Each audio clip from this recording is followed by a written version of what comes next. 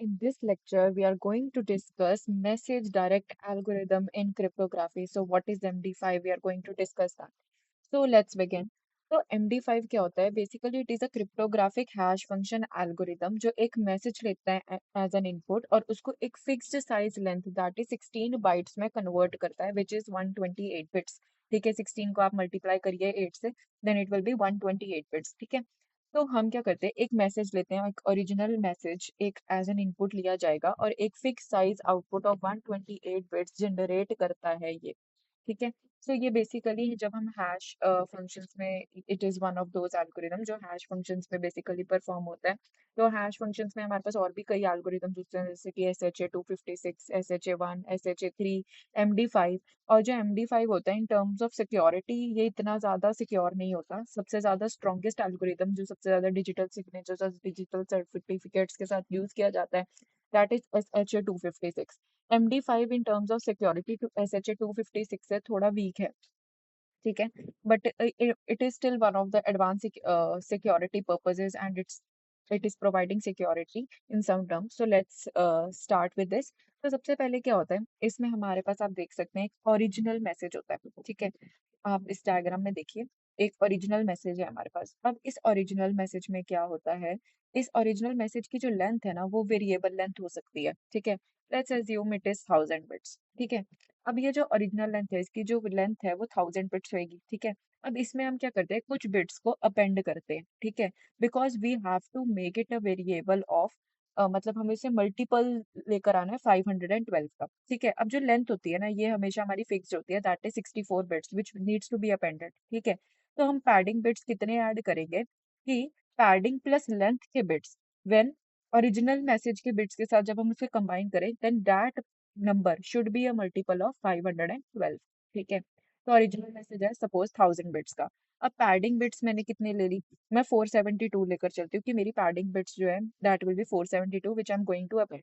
अब मैंने 472 क्यों लिया, बिकॉज अगर मैं 472 में 64 ऐड कर दूंगी एंड देन उसमें 1000 ऐड कर दूंगी then it will come to be approx 1536। ठीक है, तो वो 1536 क्या है, that is exact multiple of 512। ठीक है, एंड अब हमें ऐसे ही क्यों है कि हम 512 बिट्स के मल्टीपल में लेके आ रहे हैं, because we have to further divide that message into blocks of 512 bits and these 512 bits will be performing some operations in the message direct buffer, okay, which is basically a buffer of 4 blocks each of 32 bits each, which is going to be interacting with these blocks, okay, and then हमारे पास final output आता है 128 bits का। ठीक है, तो वो हम देखेंगे प्रोसेस क्या होता है।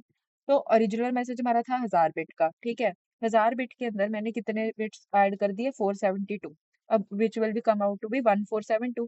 अब 1472 में मैं फिर से 64 बिट्स यानी कि लेंथ बिट्स को जब मैं ऐड करती हूँ it will be come out to be 1536 which is the exact multiple of 512 which is the first basic step which we need to perform. ठीक है, तो यही बेसिक हमारा मेजर स्टेप था कि first of all we need to append the padding bits, then at the second step we are going to append the length bit so that it will become the exact multiple of 512। उसके बाद क्या होता है कि अब इस original message को हम क्या करते हैं, तोड़ते हैं कितने कई ब्लॉक्स में, जो हर एक ब्लॉक का साइज क्या हो जाएगा 512 bits as you can see in the diagram. कि ओरिजिनल मैसेज को हमने डिवाइड कर दिया ब्लॉक्स ऑफ 512 बिट्स। ठीक है, तो ये सारी मैंने यहाँ पे वर्किंग यहाँ पे लिख रखी है एक्सप्लेन करके, आप देख सकते हैं कि सबसे पहले हमने अपेंड किए बिट्स। ठीक है, original message plus padding bits which will be come out to be 1472 and then ये है हमारे अपेंडेड लेंथ बिट्स ताकि हम उसे 512 का एग्जैक्ट मल्टीपल बना पाए। अब हम बात करते हैं इनिशियलाइज मैसेज डायरेक्ट बफर। अब क्या होता है, मैसेज डायरेक्ट बफर में हमारे पास चार होते हैं buffer A B C D which is each buffer का साइज कितना होता है 32 बिट्स जिसमें हमारे एल्गोरिदम्स और ऑपरेशंस परफॉर्म होते हैं। ठीक है, तो अब होता क्या है कि जो हमारे पास A B C D है दीज आर हेक्साडेसिमल नोटेशंस, इनका 32 बिट साइज होता है। अब इसमें क्या होता है कि हमारे पास टोटल 64 ऑपरेशंस परफॉर्म होते हैं। अब ऐसा नहीं है कि 64 ऑपरेशंस एक ही राउंड में परफॉर्म होते हैं, ऑफ कोर्स हमने पहले भी फाइसल साइफर स्ट्रक्चर में देखा था कि हमें सिक्योरिटी के लिए डिफरेंट डिफरेंट राउंड्स परफॉर्म करने पड़ते हैं। ठीक है, different different algorithms different different functions perform करने पड़ते हैं टू गेन मोर सिक्योरिटी। ठीक है, तो वैसे ही इसमें भी हमारे पास टोटल 4 राउंड्स परफॉर्म किए जाते हैं और हर एक राउंड में टोटल 16 ऑपरेशंस होते हैं। ठीक है, और ये 16 ऑपरेशंस को जब हम कंबाइन करते हैं that comes out to be 64 operations. ठीक है, तो हमारे पास ये ABCD है। तो इसमें क्या होता है कि ये हमारे फंक्शन के साथ इंटरेक्ट करेगा। जो डी है, आप इसको ऐसे याद रख सकते हैं, टू द नेक्स्ट, इसकी जो आउटपुट है डी की, it will B output for the next. ठीक है, तो डी ए में जा रहा है, सी डी में जा रहा है, बी सी में, एंड ए में कुछ ऑपरेशंस परफॉर्म किए, then it will go to going to D. ठीक है, तो हम उसके बाद इसको प्रोसेस करते हैं, और यही मैंने यहाँ पर ब्रीफ में लिखा है। इसमें एंड और जोर नॉट ऑपरेशंस का कॉम्बिनेशन परफॉर्म होता है, और हर एक राउंड में हमारा जो राउंड फंक्शन भी है वो चेंज हो रहा है। मतलब कि पहले अगर मेरे पास एफ फंक्शन यूज किया तो सेकंड राउंड के लिए जी फंक्शन लूंगी, थर्ड राउंड के लिए एच, एंड फोर्थ राउंड के लिए आई फंक्शन परफॉर्म किया जाएगा।